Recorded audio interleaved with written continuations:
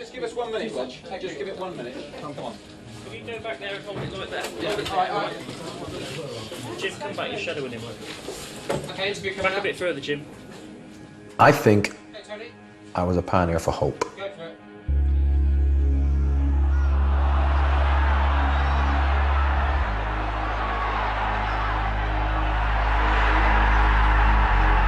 it. Exciting, brilliant. He could do everything. Excellent as a person. But this was just the acceptable face of football. I never ever looked at him other than in awe. He's really a fantastic example for people to follow. Just play like you do for Kenny Dalglish. Play for me like you play for Liverpool. At his best, how good was he? The best.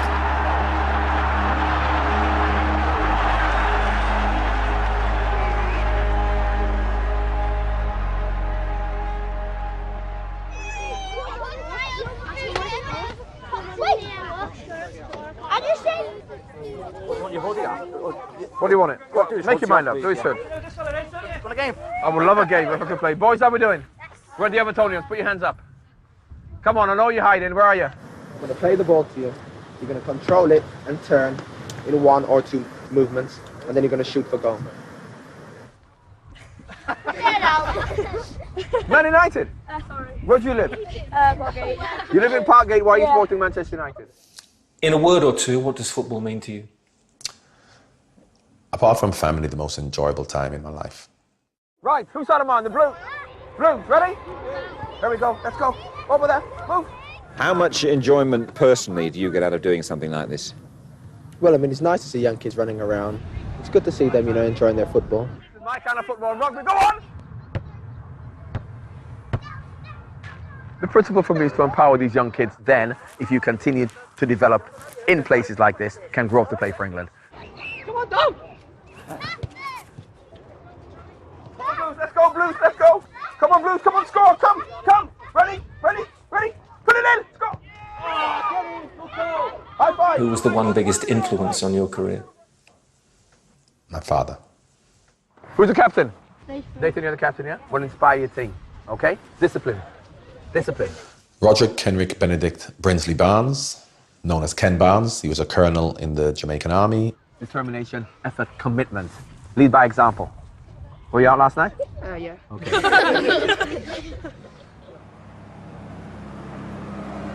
I was brought up in a very strict household, with my father being an army officer.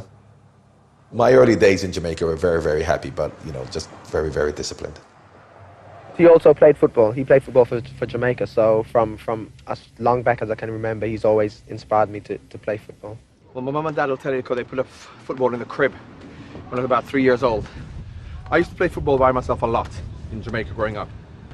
Just playing by myself with the ball all day, every day.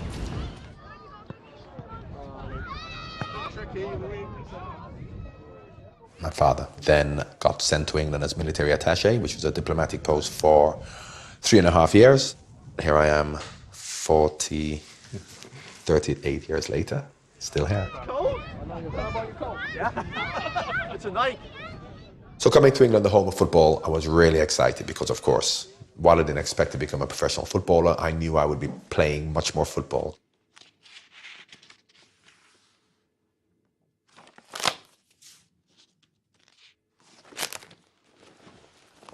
Stowe Boys Club. I remember this well. This team on the right was probably my first year here in England. I played centre-back, 4 years, I'm at the back. Winning 6-0, players are scoring 10 goals, I'm at the back. So from centre-back I went to the left wing for Sudbury Court for 6 months. And that's obviously when the taxi driver was driving by, saw a game, come on, watch this game, there's this kid. A supporter, in fact, phoned up the club and said that a friend of his had seen a young boy that he thought was well worth watching. He was recommended to us by a taxi driver who spoke to one of our scouts and said, you ought to go see this young boy playing for Sudbury Court, his name is Barnes. We saw him, we gave him half a game, we hid him and signed him as quickly as we could. You don't need to be an expert, you see.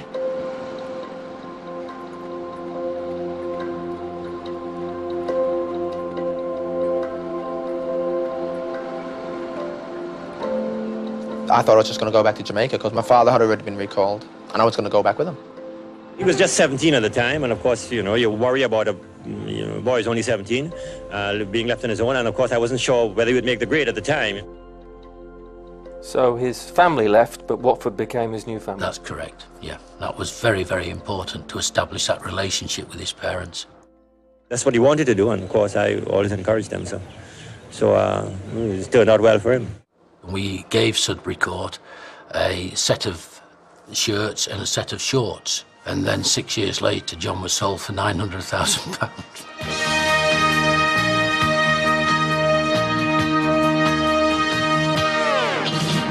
And welcome again to the big match. Well, we're certainly in a run of good games lately on the programme.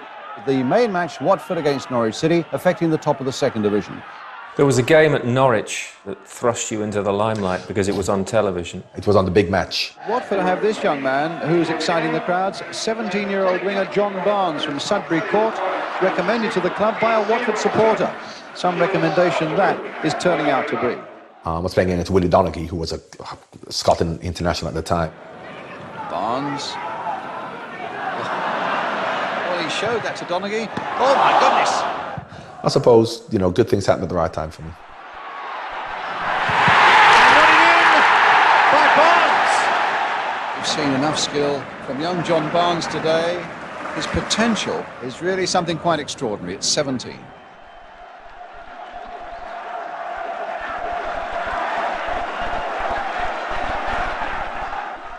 What's the biggest single reason you made it in football? Discipline. With Watford, no matter who you are, you ran back and you tried for the team. We didn't have the best team, so we had to learn the defensive part of his position in the team. What we're talking about really is doing our best. A group of fellas who are prepared to work hard, try their best, and give their best whenever possible. I'm glad that my 6 years at Watford was with Graham Taylor in terms of the way he actually brought me up. A manager who really believed in you and who, in many respects, was very similar to my father.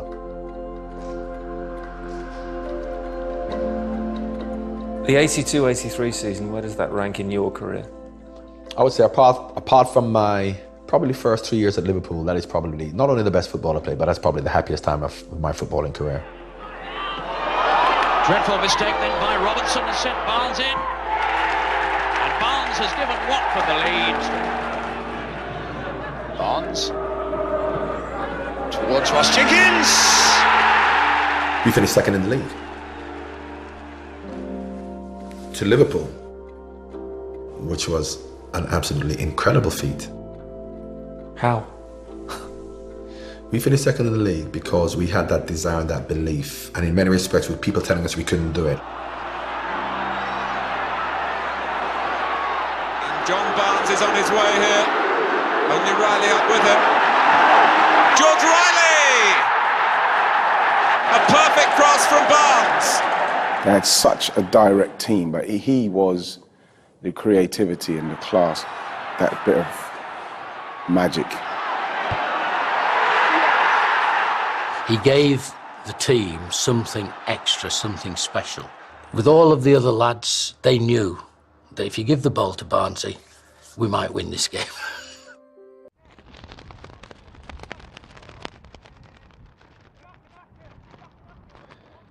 Do you define yourself as English first or Jamaican first? Neither. I define myself as John Barnes.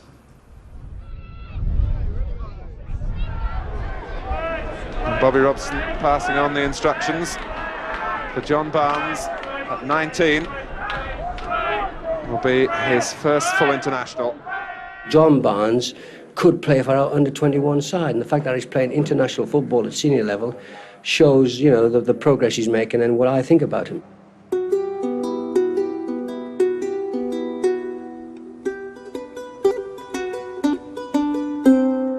June the 10th, 1984, the Maracana Stadium. I was looking forward to it.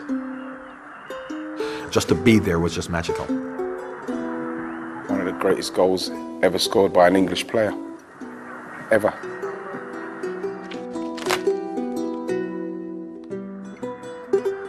Still 0-0, coming heading towards half-time. Hasty for England. I remember chesting the ball down when Mark Haley passes it to me.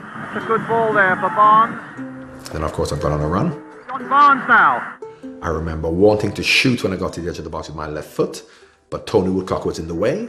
I dragged the ball inside. Might go all the way for England. Barnes. I then looked up, and I've just seen the goalkeeper. And I thought, how did I get here? He scored.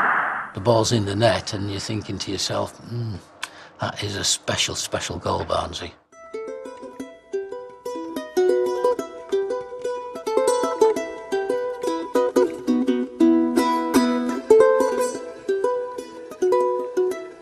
Incredible. And Barnes here in Rio has performed a miracle. The beautiful afro, the way he was celebrating at the end, because I'm not sure that when you look at his face, you realise what he'd done. First goal for England. But I'm not sure if there's any other English player or any other player that would represent in England could score a goal like that.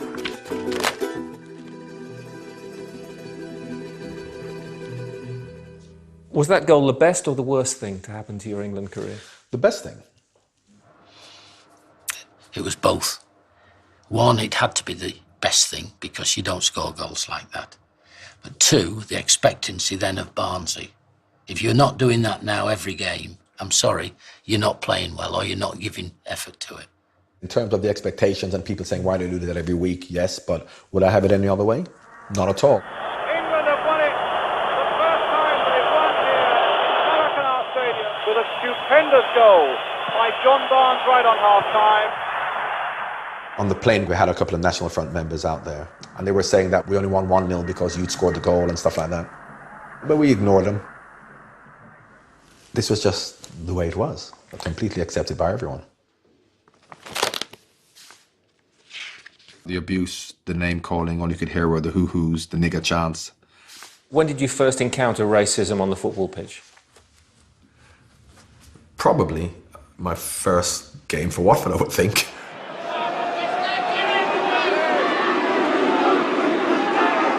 At certain grounds, he had to suffer from racist abuse. That was terrible. The crowd are booing John Barnes. I hope he's not going to be spoiled by that sort of thing.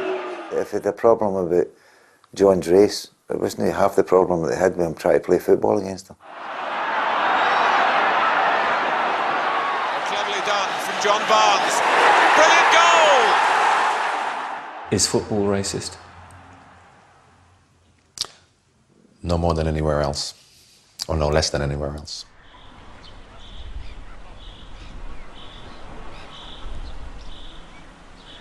Since everything has gone so well, I can't help but have the confidence because since I've been at Watford, Watford got promotion. FA Cup final this year, runners-up last year, everything has gone so well. We'd had him 6 years, for goodness sake. We couldn't keep him anymore. He was too good for us. He had to go. When Liverpool showed the interest, then I was quite prepared to do the deal with Liverpool. Liverpool wanted to sign him in January and I didn't come till July. So, of course, there was a bit of talk in the stand between January and July about John Barnes. He snubbed us, he turned us down, black players can't make it, they're not good enough, so we don't want him to come. Barnes fight to win over Anfield fans. I'll do my best for them, pledges new signing John. Did you get hate mail before you signed for Liverpool? I got a few letters, yes, saying, you know, you black this, you shouldn't be playing for Liverpool, blah, blah, blah. And here I am, outside Anfield, signing autographs. It would have been quite nervous for me at this time, trying to, you know, as it says, win over the fans.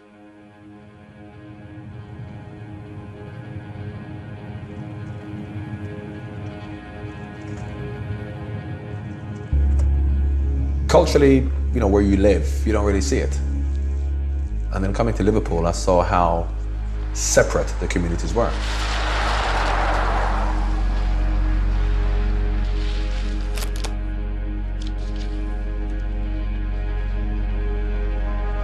I was completely unaware that that was even there. So it just goes to show how much apathy people had towards it back then.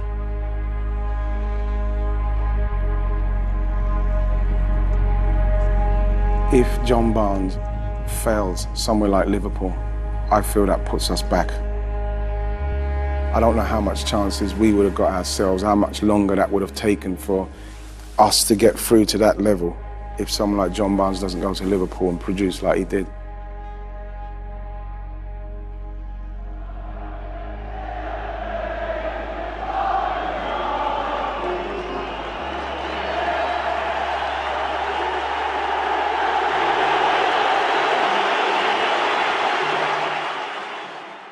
When I talk about mass racism, I'm talking about the amount of people.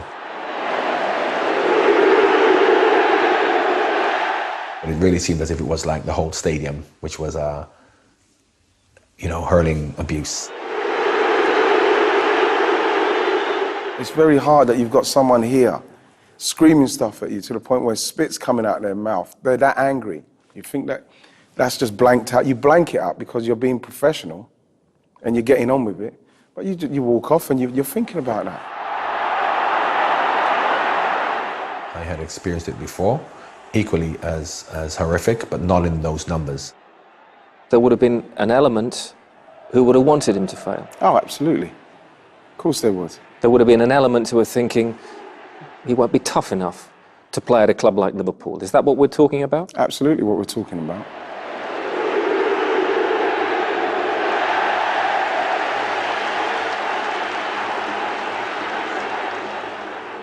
That would only have encouraged him. How did he deal with it? Brilliantly.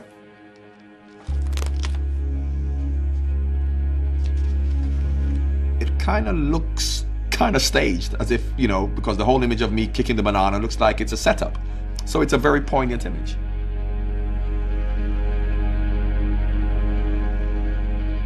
That's how you answer it.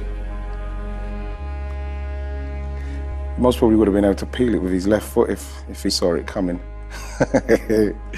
Brilliant.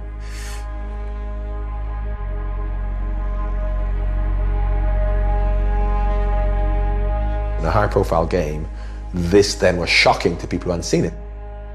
That's when the whole kick racism out of football thing really started. Ian Wright says that for him, you were the pioneer. Obviously, they're looking at it different to me. I'm looking at it and thinking, it's about time possibly, but it should have been sooner. But there has to be a catalyst, and many believe you were that catalyst. Good for them. Good for them.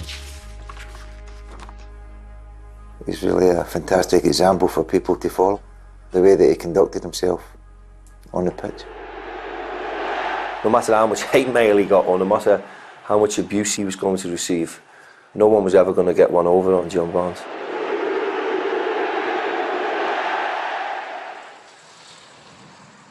It never affected me at all.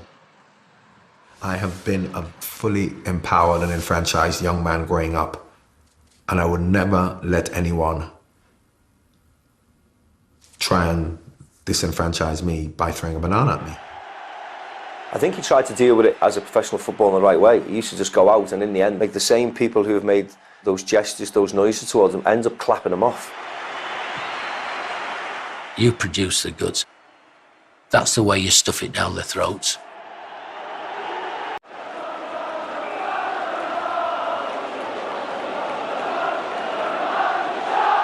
He wanted to play football, he wanted to be successful. And that was the same principles as we had. He came in and encompassed the whole thing about Liverpool Football Club. We wanted somebody like John to complement what John Aldridge could do. John Aldridge likes crosses. He thought I was just going to go down the line and put crosses in. And I think what actually worked was I brought more than that. For us, we were buying two players. If he needed somebody to go through the middle, we knew he could. Even the Liverpool fans who were doing the racial abuse before he got there, they got in line and realised that they're dealing with top draw. Peter Beardsley came in the same year, so it was really a fantastically exciting side to watch. Barnes. Beardsley back to Barnes again. And Aldridge! A magnificent goal! Beardsley, Barnes, Aldridge, simply unstoppable. Where do you place that Liverpool team that Kenny built? The best for me, that was the team that I'd love to have played in. And it was Barnes, he was the instigator really. He was the man at the front, and he was the main man who did everything.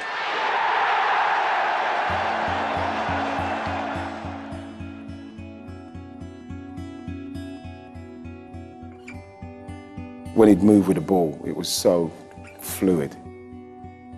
It's like liquid.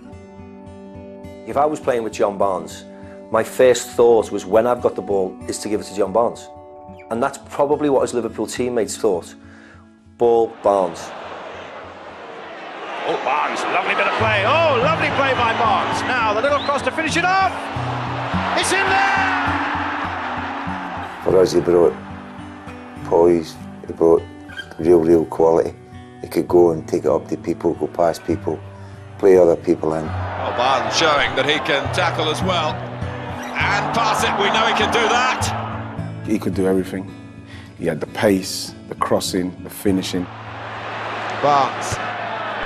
Oh my word! What can you do about that? Being strong, being organised, but being full of flair. He was just magical. That's what they call him, the magical John Barnes. There's a bit of magic there. Knocked out by him towards Barnes! A brilliant goal! At his best, how good was he? The best.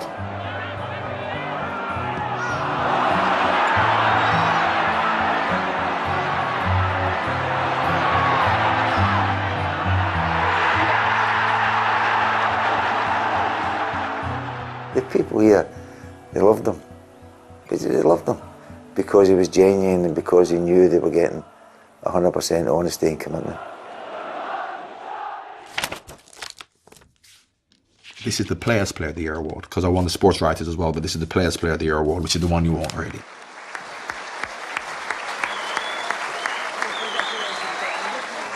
What's the one proudest moment of your career?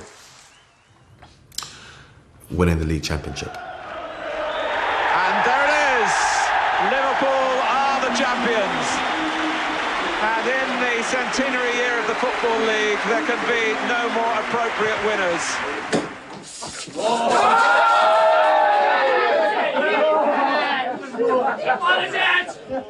There was celebration when we won, but it wasn't, you know, over exuberant, or we didn't get carried away with it. And then what taught me was that it's fantastic, we've won, forget about it, it's gone. What is going to keep you hungry for success is if you don't pay too much importance to successes of the past.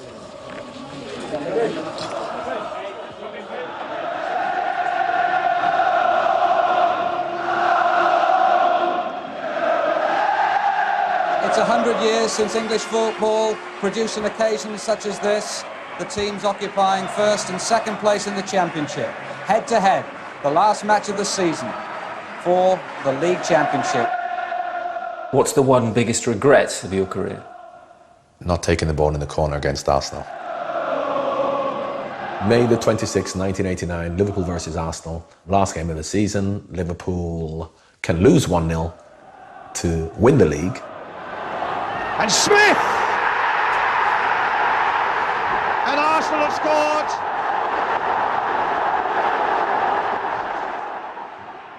This really is a nail-biting climax now. Then losing 1-0 with 90 minutes on the clock. I don't know how I got the ball. As I'm going to the corner, I can see the goal, and there I can see the corner flag. And as I can see the goal, I can just see Kevin Richardson. Yeah, Richardson. He was injured. I would have tried to beat him as well. If he'd have gone past Richardson, it was one-on-one with Lukic. How many times had he done it so well before? Kevin Richardson took the ball off me, probably just inside the box, and passed it back to the goalkeeper. Barnes will not be denied. Yes, he will, by Richardson.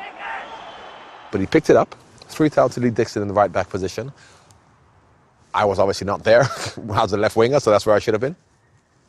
Steve McMahon left Michael Thomas, he was marking Michael Thomas, to try and stop this ball from Lee Dixon into Alan Smith, which obviously left Michael Thomas free to run through. But Thomas charging through the midfield! Thomas! I remember looking at it and seeing Ray Houghton chasing him as he's going through on goal and saying, go on Ray, make a challenge. Make a challenge, but unfortunately, wasn't to be. It's up for grabs now! Thomas! Right at the end! An unbelievable climax to the league season. Well into injury time, the Liverpool players are down absolutely abject. John shouldn't be blaming himself. At the end of the day, I think you give him a bit of credit, but I think we've always got to look at ourselves. I think there's times in the game we've only got ourselves to blame for what happens.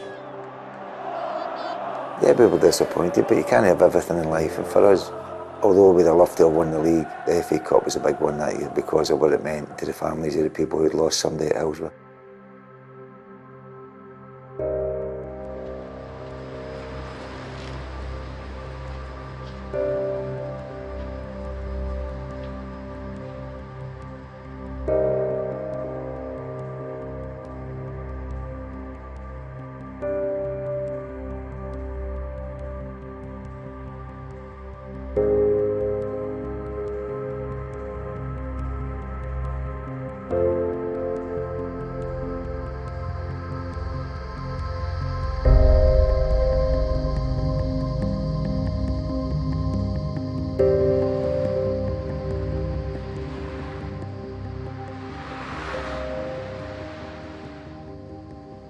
People deal with tragedies in many different ways, and he was right up front with any of the funerals that we needed to go to. He would be there running up, fantastic with the families when they came to Anfield, looking after them and very, very caring. I felt this guilt. They're coming to watch me. I know they're coming to watch everybody else, and it's Liverpool Football Club. It's an irrational thought, so you feel this guilt. And I wasn't sure how they would react, because had that been my loved one, I wouldn't want to go and meet footballers or meet a football team or ever watch football again. So as they're coming into the players' lounge, you're a little bit like, how are they going to respond? They were coming in, and so many of them were coming over and going, I cannot believe that I'm in the players' lounge with Ian Rush and Kenny Dalglish. They're not happy to be there under those circumstances, but just for the very fact they're meeting their hero showed how passionate they are about their football club. It showed me the real character of Liverpudlians.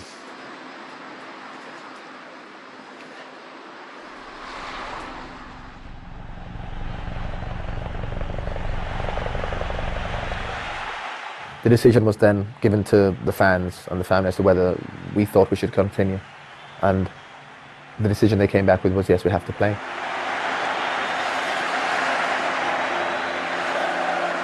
I think it was very appropriate that it was a Merseyside derby, Liverpool versus Everton, because Evertonians would have lost relatives in it, and they were very good in supporting and everything, but I just felt so sorry for them because everyone was willing Liverpool to win.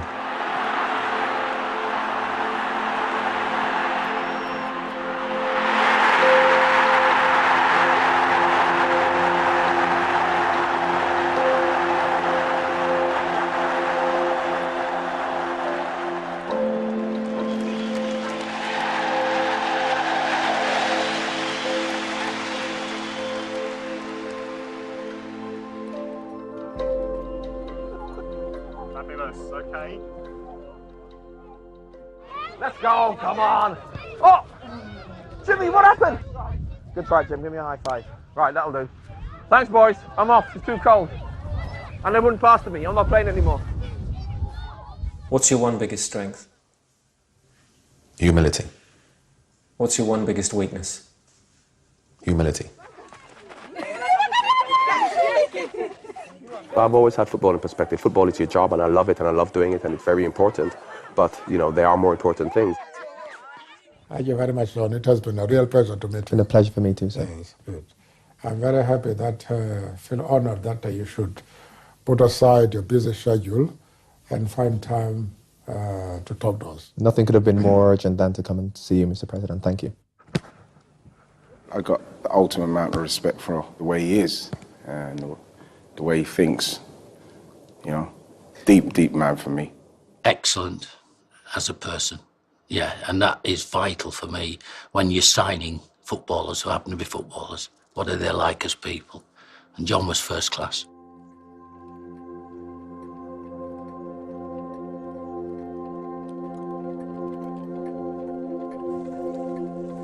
In the 1990 season, how many goals did you score in 34 games? It's going to be Barnes. Curled brilliantly! What a fabulous free I was the top scorer, but not a top league goal scorer. Gary Lineker won the top goals in the league, but I scored more goals because I scored more in the cup. And Barnes is in behind them all here. Can he round it off? He can. Oh, that's brilliant! Benison's cross and Barnes is coming in! Look at this break by Barnes now. The flag stays down and the ball is in the net by John Barnes. United have been caught out here. Will they be punished? They are by John Barnes. Liverpool would again be the champions. Who voted for Barnes? In the background. Brilliant he is. Brilliant. I miss the old dressing room. Dressing rooms are different now, and I understand dressing rooms are different in terms of the characters and the banter and what actually goes on. So I cannot imagine that a dressing room now would be a dressing room like it was 25 years ago. And he has. Kelly Dalglish is coming to the deep end of the floor.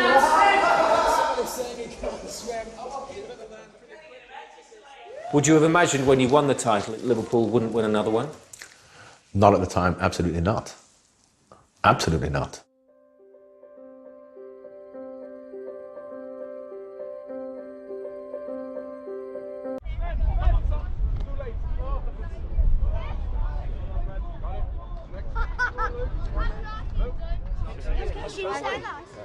Well done, son.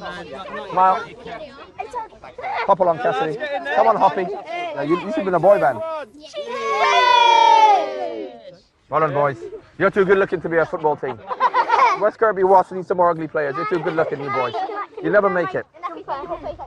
You got to look like Wayne Rooney, haven't you? See? Or Gary Neville. That's how you got to look to be a footballer. John Barnes has got a whole different vibe and a different attitude towards things, which is, which he's blessed with. It's his natural, I don't know, his natural Jamaican heritage of just being calm and cool about things.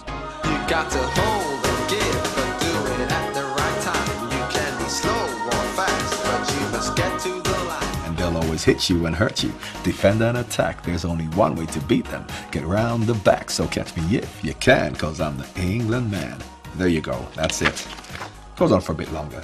I'm on royalties now though, so if this goes in, I'll have to get paid. When I first saw the rap, I just loved it. I just loved when Barnes was doing the rap, and he's doing, you know what I mean? It's fantastic, man.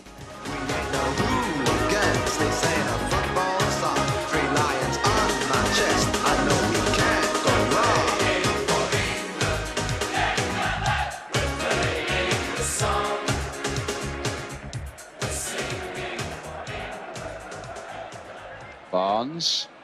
What we wouldn't give for a Liverpool-type performance from this young man now, but wasn't it there? I was never as comfortable playing for England as I was for Liverpool because the way England played didn't suit me. And I've said that, and it's obvious. If you had one word to sum up John's England career, what would it be? Average. Because he didn't play in the right position, and too much was expected of him defensively. He's got the class, he comes from good stock, he's got a good attitude, he's a lovely boy, he's intelligent. Come on, Johnny. Just play like you do for Kenny Dalglish. Play for me like you play for Liverpool. It's Barnes with a dip.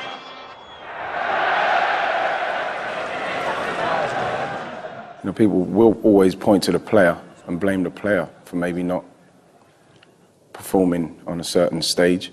But at the same time, what about the manager? How can the great Bobby Robson say something like that and not think to himself, well, what more can I do in respect of this team with that kind of player? What couldn't you couldn't build a team around someone like John Barnes? So is that John Barnes' fault that the manager didn't do that? I felt that I was confined to play in a particular way in a particular position, whereby we didn't concentrate much on the technical aspect of it. We didn't concentrate much on keeping possession, moving the ball around. It was more about aggression. And if you look, mainly the hard-working midfield players or the main goal scorer or the centre-backs were the heroes for England. Backs to the wall wins, hard tackling in midfield, Gary Lineker scoring. We never outplayed any of the opposition.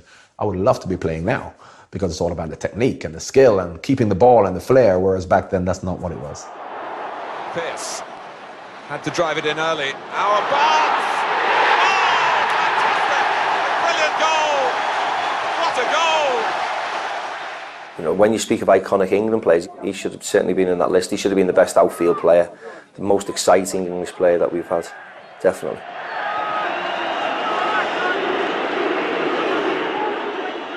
I've always had stick from the fans when I played for England because of A, the expectations, B, there was a story about me not being committed to England because I wasn't born in England. So all of these things led to a lot of negativity towards me.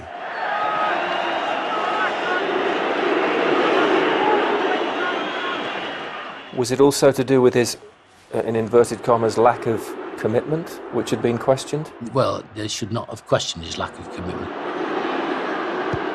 You're just saying that because sometimes he's like anybody. He might not have such a good game. Doesn't mean he's not trying. It really, really was hard to deal with, listening to them boo him like they did. I mean, what on earth? What on earth is with these people?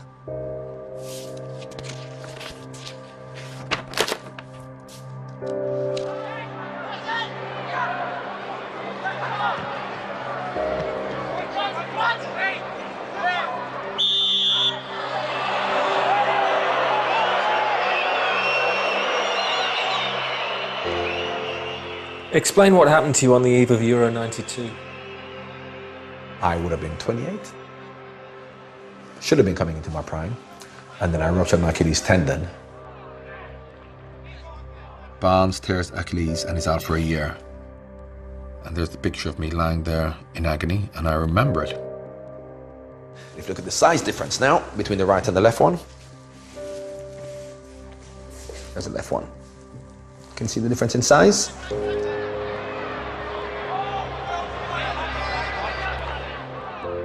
I lost my pace and dynamism. So that for me was my life-changing footballing moment when I had to become a different player.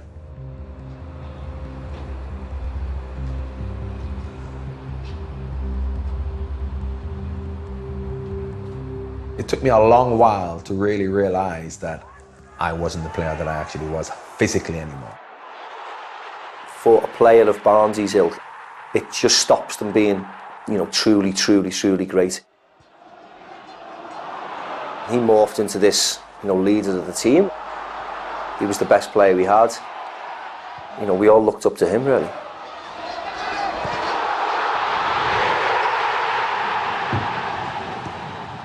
What was it that Liverpool squad lacked between 92 and 96?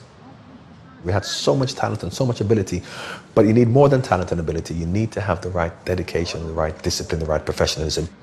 I actually walked off training twice in my frustration. There was always something a little bit weak in some of our players in certain games, which cost us in the end. Every time coming into April, we had a chance of winning the league. And I knew, because of our ill discipline and our lack of drive, determination, professionalism, we would fall away at the end, and we did.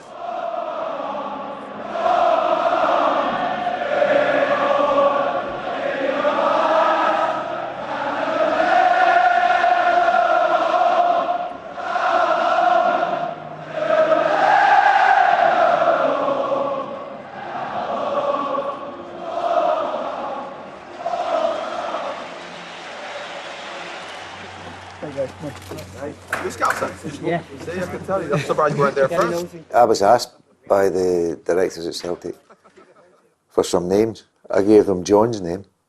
They met John, and not surprisingly, they were really enamoured with him. I was concerned. It doesn't follow that such a talented player as he was can go and manage players who aren't as talented as he was. From day one, there was negativity towards me. There's criticism about me, considering that we were at first 11 games, we were very successful. He came in and he made a better start than anybody, other than Jokestein. You just felt pressure. It was constant pressure. No matter what happened, it wasn't good enough. Inverness Cali Thistle. Super Cali Go Ballistic Celtic are atrocious. You can smile now. I smiled back then, it was very clever.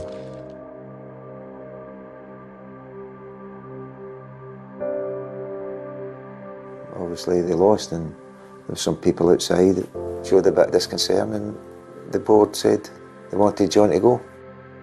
I won Manager of the Month in January. February the 11th, I was sacked.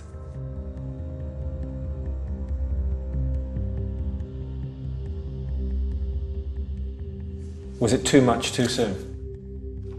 Well, if it comes now at 51, I don't think it'd be any different. It's more to do with the perception of my ability to do the job. Because there's a certain perception of who can make a good manager. Has your chance in management been prejudiced by the colour of your skin? Absolutely. No, not when you've played at your level. Don't blame it just on that, John. A white manager loses his job, but he gets another job. He loses his job, he gets another job. He loses his job, he gets another job. Very few black managers can lose their job and get another job. With someone of John Barnes's ability and stature, to not have worked more in the game with something that he's desperate to do, I don't know what else to say. What else can it be? Can you judge it by the amount of jobs that you've applied for and not got anywhere near getting? No, what I can judge it from is by looking at society and looking at, once again, how many black people are there in the higher echelons of any industry. We talk about journalism, we talk about politics, we talk about anything. So why should football be any different? You know what you're going to do now, boys? What do you have to do now? What did I tell you? Train a lot. Practice. Practice makes? No? Come in. And I'll tell you what Terry Venables told me.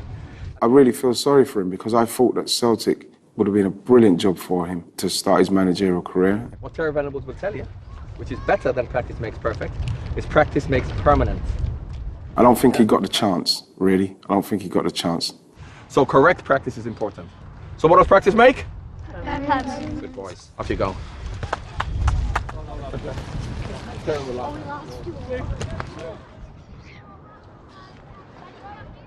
If there's one thing you'd like to achieve, what is it? Management. Simply. To be given an opportunity in management. The opportunity isn't just being given the job. It's people giving you the support, the belief, and time. Don't stop applying. Don't stop. Because if you do, then the opposition's beat you, John. And you're not used to that. Ugly ones at the back, good looking ones at the front. Well, you put me next to an Evertonian? Is that a coincidence? His legacy, I hope, isn't going to be that he couldn't get a manager's job because of his colour. I hope his legacy is going to be, it has to be, about his playing ability. It just has to be. Barnes. A delicate chip, and it's in! A superb goal by Barnes! When people talk about John Barnes being the greatest player in the world, or among them, in 89-90, what do you think? I think that's a bit of an exaggeration. But I never saw myself as one of the best players in the world. I look at all the players and I think, they're fantastic. But if you ask me about the way I see myself as a good player, but I suppose I just can't see myself as the superstar. Here's Barnes in a bit of space. Aldridge ahead of him. Rush inside him. Barnes might go all the way. It's in the back of the net. John Barnes. For me, he's up there with the greats of English football and British football. Easily. Easily. You know, he set the goals very, very high to Barnesy. You know, and I hope he goes down as, you know, one of the great figures in British football, I really do, because he should be. He certainly should be.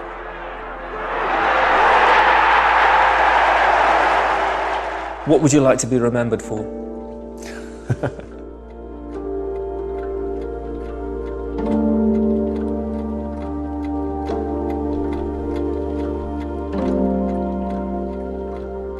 I suppose slightly, I would probably feel that I would like to be remembered as an entertaining footballer.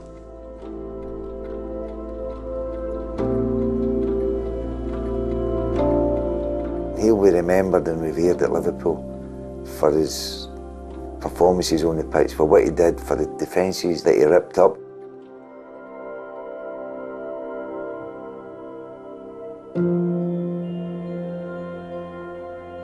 He's a hero. I still remember the feeling when I was playing at that particular time and how fantastic it was and how you just didn't want it to end. And I suppose you do take it for granted. And probably later on in life, when you know the end's coming near, you probably appreciate it much more. But as a 21, 22, 23, 24-year-old player, it was just an everyday part of life, which you didn't really savor, and you really should.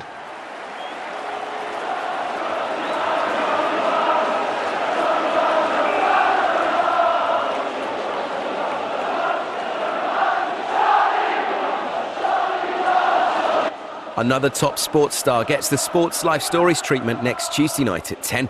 But next tonight, Jackie Chan does all his own stunts and takes on a vicious gang in Rumble in the Bronx.